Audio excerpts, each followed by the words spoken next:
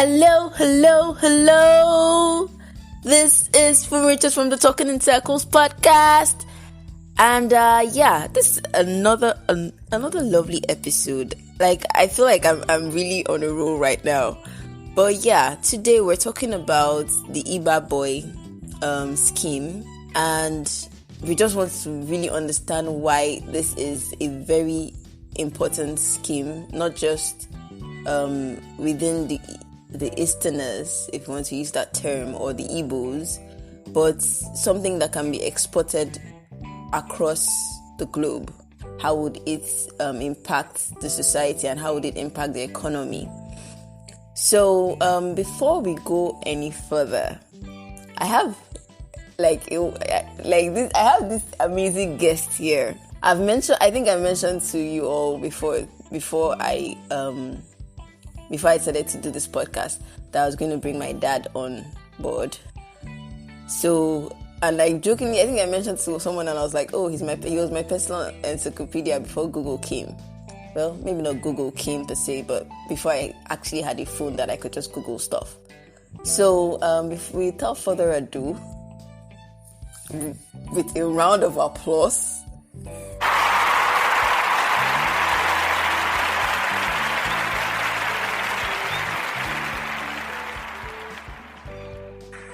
let me introduce my dad. Good evening. I am Mazi Obieze, Okorro, the chief of Okorro compound, Igbo village, Aruchukwu. I am a retired engineer/metallurgist of Ajokuta Steel Company. So, the Igba-Boi is basically an Igbo apprentice system that is basically a trade apprentice system that is commonly referred to as Igba-Odibo or Igba-Boi or Imu-Ahia. I'm not getting the pronunciation.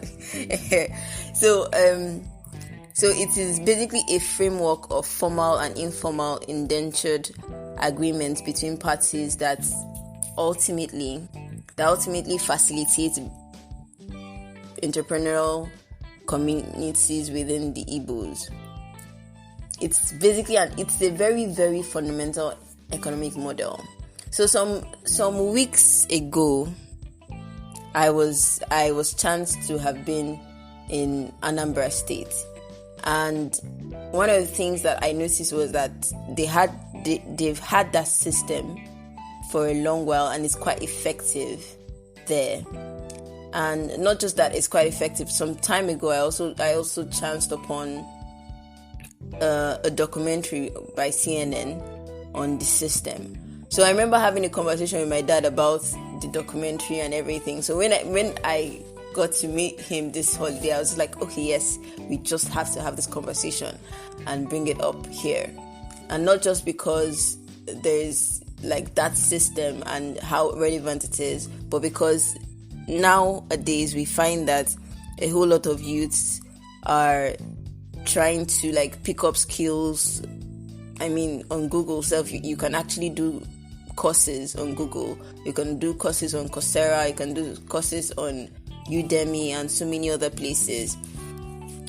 But so many times you find that as much as you do those courses, the actual practical knowledge can be far and in between. Like, you could know the theory of it, but you might not know the full details as to, how do you implement this really good idea that you have, or how do you like market yourself, or how all of those things. And those are things that the scheme is known for, because there's the idea that that after you have done that period with your master, I think the master gets to set you up or give you some level of funding for you to go back and start off your own business.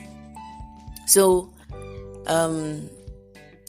tell us, what are your thoughts about the system? The system is particularly useful, especially the experiences of the Igbos after the Civil War.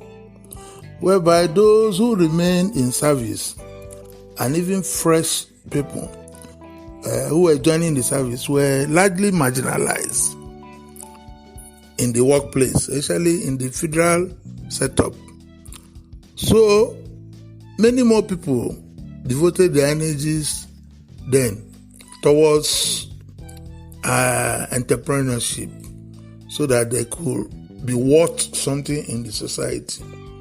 So the resultant effect is that many young people, instead of bothering themselves to go to school, because they were now looking at situations where their compatriots who, as graduates of the various university systems, were just well-dressed, maybe with cars, but they had no money in their pocket.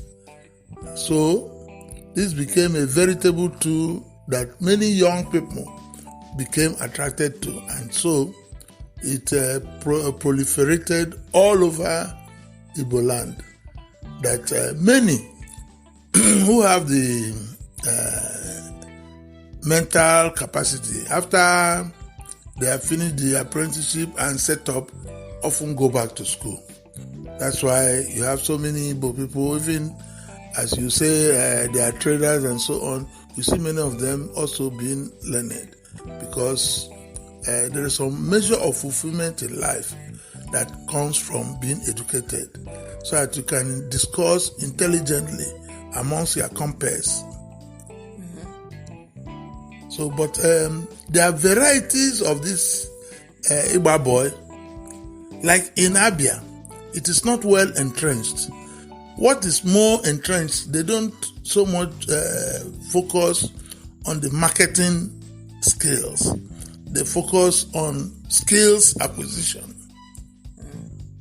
So you have somebody who has set up a shop, electrical shop for instance. He takes in people not to train them on the marketing skills as is done in Anambra State, for instance. Instead, they are trained on the skill of being an electrician, house electrician, or NEPA electrician. If you have a plumbing shop, you take in people, you train them on the crafts of plumbing. So, thereby, in a state like Abia, you have so many people who have been trained but as artisans. So, the model here is slightly different from that of Anambra. Anambra is mainly focused on trading. Here, it is focused on skill acquisition. Now, comparing both sides of the coin, it's like, because traders have prospered in Nigeria, given the various loopholes that exist in the country called Nigeria, many more people are wont to think that the Anambra example is better. But consider situations where either your parents or will be mentee, or your mentor, is not so buoyant. What will you do after you have graduated? Who is going to buoy you up to set up for you to such an extent that you too become a star? But in situations where either the parents or the person offering the mentorship has the wherewithal, after the training, you may be set up, especially if you are of good character. So now that you even said that, I think that's also something I've also been wondering. I think there was a day on Twitter where we were having, glory to God that we've lifted the ban, but there was time on Twitter we were having this conversation that, what happens when you're now unfortunate to have served under, well, quote and unquote, an evil mentor that has refused that, you already had a plan, you're supposed to do 4 years, 5 years, and then the person will set you up, and then you do it for 4 or 5 years, and then the person refuses to set you up, or even if the person doesn't even refuse outrightly, the person probably comes up with one story. Yes, this person was not faithful. And when it's clear that all the figures and everything balances up, what kind of how do you go about this kind of situation? Because I understand that the scheme has over time evolved, and of course there's a question that so many youths nowadays, they might want to do it, but they might have, I've heard people say this a couple of times, that give or take, people in this day and time are not as trustworthy as people from back when the Civil War had just happened and people were more aware of the issues and they were more like together, if I want to use that term. So how do you now go about settling scores when you have someone that was supposed to have sorted you out, or at least help to sort you out or set you up, and the person is just a woe? Yeah, it happens. There are so many examples in my life, not being a young man. I've had so many such experiences. Some because they start very young. Some when they finish their apprenticeship and they are not able to be sorted out, they go on to learn a trade, to acquire skill, apart from the marketing skill. So, for instance, Ladipo market in Lagos is a good example where the Igba-Boi has been seriously entrenched. But being a technical stroke, craft setup, selling of engine and engine parts and parts thereof in cars. So many people who have run through the apprentice because they started very early, when they graduate and are not properly settled, go on to learn, acquire skill in automobile maintenance or whatever, depending on their level of educational achievement. They go on to acquire skill. Yes. So the skill puts them in good stead, hoping thereby with the skill they're able to marry the entrepreneurship training they've had with the skill. Yes, the marketing skill and the physical skill of maintenance and repair. So I've met so many like that. So you're saying that at the end of the day, if they don't settle the person, they'll just go like that? If your boss refuses to settle and your parents are not rich, what do? Will you kill yourself? You go on and life must go on. You go on with the marketing skill. That's why there is what is called Imu-Ahia in so many Igbo markets. So many people who are doing the Imu-Ahia are already graduates of the entrepreneurship system, but were either poorly settled or not settled at all. So they continue to do the Imu-Ahia.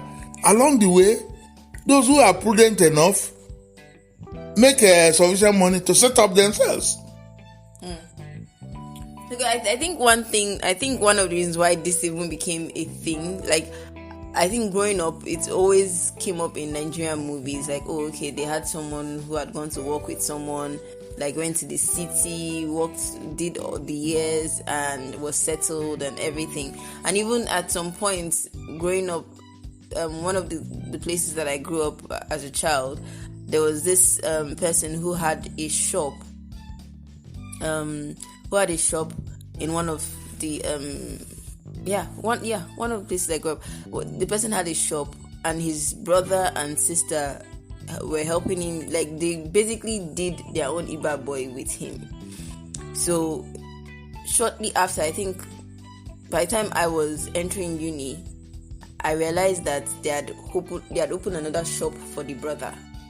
They had set him up. They had listen, but what now happened was, because they are related, their blood, like same father, same mother. So what they now did was they now turned the shop to like, this shop, just in case you can't find this thing here, they will direct you straight to the brother's own. So they kept they were basically the people that you could go to for provisions. Anyhow you want to say it, that's their own thing. However you want to tell, if it's not in this shop, it's in the other shop. So I think it allowed for what's the word? It allowed for unity, one, because someone had demonstrated. I feel like the fact that the brother was able to set the other brother up allowed for an integrity circle that, yes, I've done this. So it showed that both of them could be in business together. You understand? Yeah. So it showed that they could be in business together, and then it also allowed for the opportunity to keep that business afloat. So, but those kind of situations, yes, it works very well. But I feel like it also injures the relationship if the person is not even able to set the person up, or is not able to yes, you've stayed with me during this time, and then I've been able to set you up and go forward. I understand. I also recently watched this interview of Innocent, where he was talking about, that's Innocent, the owner of Innocent Motors. When he was asked that, how did he even get into it? Apparently his brother had told someone to teach him. So he had done his own Igba-Boi. It was supposed to be for 5 or 6 years, and then he got there, and after 5 or 6 years, his oga refused. So for those who are not who don't understand Nigerian speak, oga is a term for a boss. It's like a local term for a boss. So his oga then now refused to let him go. Now said that he's still useful, this one, and didn't let him go. So he had to do another 3 or 4 years after the first agreed time and period. Then when he was done, it now became clear that the oga had to pay him a settlement, and then he made a bit of a settlement, and then his brother added to the money, and all of those things have more investments and everything have also added to the Innocent Motors that we see today. So looking at that kind of system, and it's not at that time, it was just trading in spare parts. Not even, it was trading in motorcycle spare parts, not even like cars. It was just trading in motorcycle spare parts. But over time it has evolved. So I feel like definitely there's that chance for the business to evolve from that point of this person taught this person, and then that person, you now go and marry the skill you've learned from that person, and probably what you studied probably in school or things like that. And especially because in the Nigerian system, there's that break where people who, like, you could go to school, you would know the theoretical aspect of what you were taught, but you might not be able to practice it, or that the school didn't create an enabling environment for you to actually practice it. So I feel like that kind of system, and it's not just Igba-Boi as per just that, because I was talking to you some days ago about the idea that so growing up, just before getting into college, I did some time in a fashion house, so to speak. It was someone a tailor, so I did some months at her place, but I didn't quite take with the entire tailoring thing.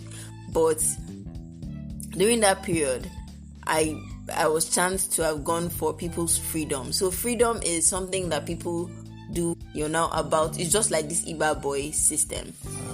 So I went for one, and I realized that, like, after the setup and like the celebration, it was a full fan fest, like a full fest with food, with drinks, everything. You know how Lagos never jokes with their parties, so it was a full-fledged party. And after that, the madam gave her a sewing machine and some other things. I think some a few yards of clothes and things and materials for her to sew, like first tailoring experience on her own. And I was telling my dad how that kind of thing is like a way to welcome the person into the association. So for people, in most communities, they have tailoring association, they have hairdressers association. So it can also be an opportunity for them to connect, an opportunity to network. So Daddy, what are your thoughts about, like, it's not just, for it not to just end with the fact that you taught someone. How do you continue to improve on the learning? How do you encourage the person you've taught in that kind of circle? Because if there are no associations, let's suppose that for every Igba-Boi scheme or skill, there is an association. What kind of enabling environment can be created to allow? Because of course we keep saying, there's a way they say it, the sky is big enough for everybody. But how do you create an enabling environment so that after you finish training someone, it's not like, at the end of the day, you don't now have, like if it's in a small community, the person will now come and start stealing your market. How do you create an enabling environment that everyone grows and it builds the economy of the community? This is the area in which the government could come in. Since everybody who has a trade has a registered association, the government with its crop of trained and trainer skilled people in government employment, the government could facilitate a period of training, formal training, so that they will become certificated. You can call it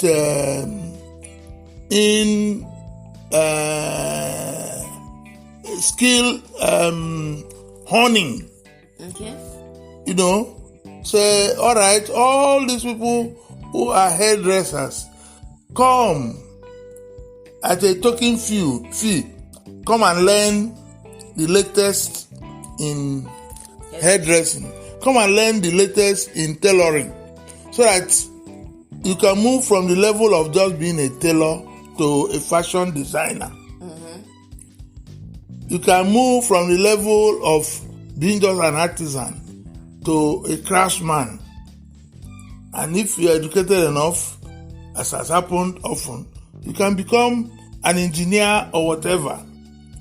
It's only government that can show interest and see that such things are implemented.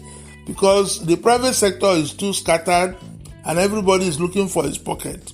But the government, interested in internalizing learning and growth in the economy, could organize such things, say at local government level, and the thing will take, the idea will take root all over.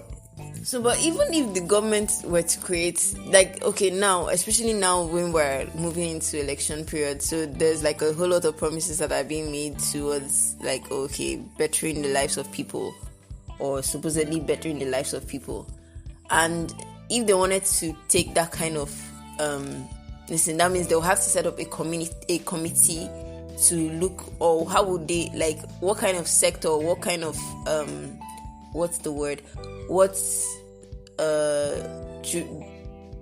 jurisdiction would that be under? It has always been there. Skills acquisition. One, we have various trade centers all over the country. These trade centers, you say? I not even thought of that. These trade centers, the government could fund it, that people will come for refresher courses. Those who are hairdressers, those who are mechanics. But the issue actually is that our governance in Nigeria is too far removed from the masses. Oftentimes there is no relationship to what the government does and what the people want. No, but if that is even the case, I feel like these are things that can be implemented in local communities. So there are trade centers in states, and so if it's something that at the end of the day is implemented according to state level, it can reach across. Or what? There is a divide between those in government. It is a question of we and them. So people must see the benefit to sign up to such a system. They must see the benefit. The benefit could be that those who have undergone the training diligently and passed the relevant papers may be given some soft loan. I think it's based on something like this. That's why yesterday you called me and you're like, oh, here the NYSC scheme. That's the Nigerian Youth Service scheme. They're looking towards setting up. Okay, normally they have this skills and acquisition program that they've been running for a few years. Yeah. And now they want to set it up in such a way that after gaining the skills, that they would be able to give financial support to the people who have been through their trainings. And I think if they were to actively do that, because saying they were going to do it is one thing, but actually actively carrying it as a cross to do, it's a whole other thing. As for those most people who live in Nigeria, you would understand. So those kind of things. So I feel like if they were to carry that kind of scheme, not just across board, it's also something that they could still extend to the civil service. Yes. It's something they could extend across board in other areas. It's definitely a very valid scheme. I'm thinking about it now. I'm just like, it's actually something that they could definitely do.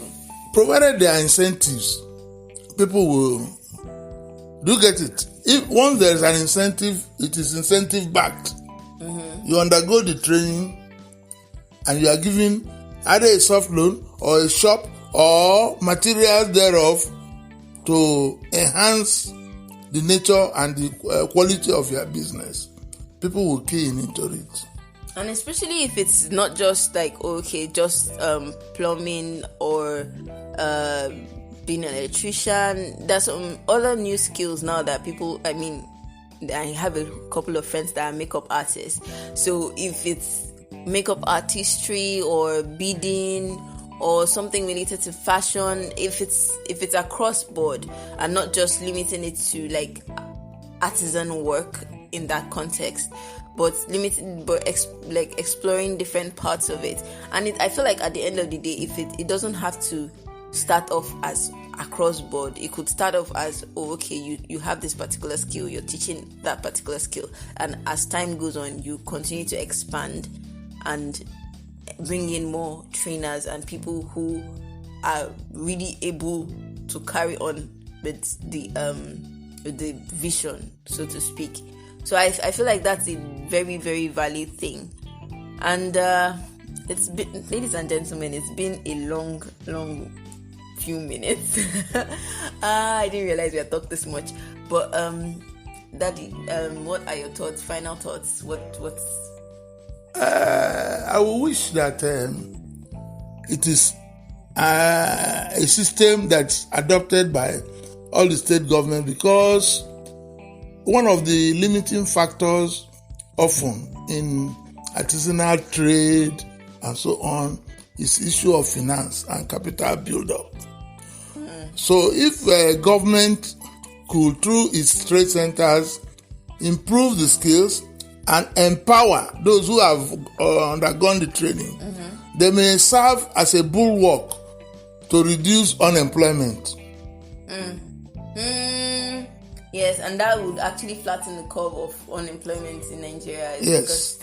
Because a whole lot of people, I know a few people who, even with this NYSC thing, after they brought in this part of skill and acquisition, I know a few people who learned skills there, and after that they just picked it up and that's what they've been doing. I know someone who learned bag making during that period, and now that's what she does. Like, that's her own side hustle. So having that kind of thing to fall back on, let's even say you even have a job right now. Let's say, okay, after NYSC, what next? What are you doing? What are the opportunities that are there? Is the company that you work for, are they willing to retain you?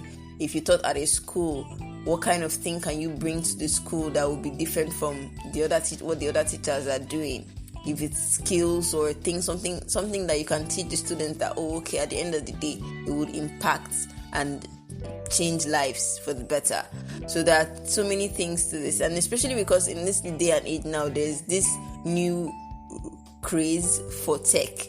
So in this kind of time where there's that craze for tech, it's always good when you can have other things, especially in this kind of area. There are ways you can even marry fashion to tech. I know a few people who are fashion techpreneurs and they're doing well.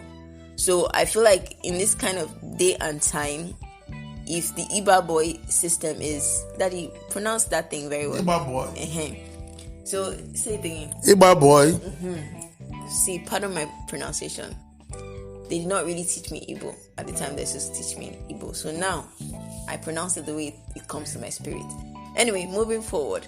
So, but if you want to, if there are ways that we could marry the Igba-Boi system with the new craze for tech, I mean, there are e-commerce stores left, right, and center. Like every single day, I have a friend that is setting up an e-commerce site for clients or for themselves or whatever. So I feel like there are ways that we could actually, and especially because there's tech now, so there's that opportunity to export whatever is being done here to the outside world. So it creates more and more opportunities. Like, it's not even just based on my own locality. I could decide. I have a friend who went to the UK last year, and now she's now all over social media, and she's just like, she has a friend who does makeup, and when I'm in London, I'm probably going to go and check her out. So there's that opportunity to export as much as possible using social media, using all forms of tech, using e-commerce stores. And that opportunity is something, if you bring and marry it to skills, marry it to proper mentorship, I feel like the sky is your limit. So at the end of the day, this has been the Talking in Circles podcast, and with me, we've had Mazi, Obieze, Okorro. Yes. So it's been a lovely episode. Thank you, sir, for joining us. It's been really, really nice having you here. There's so many things that you've said now. I'm going to have to go and listen again because I'm like, oh my God, I didn't even know that. So especially the part of how the government can help with the Igba-Boi system to make it to make a statement, and not just to enable more people to have access to it, and not just have access to it, but the funding, that area of funding. My dear people of the Talking in Circles podcast, I'm always talking about money. So that money part is a very important thing. So if we have the government enabling or creating an enabling environment for funding in those kind of things, I feel like there's nothing that people will be looking for outside that we can't find inside our own Sokoto. So this has been the Talking in Circles podcast, and I am your host, Fumi Richards. Till I come your way another time, stay jiggy.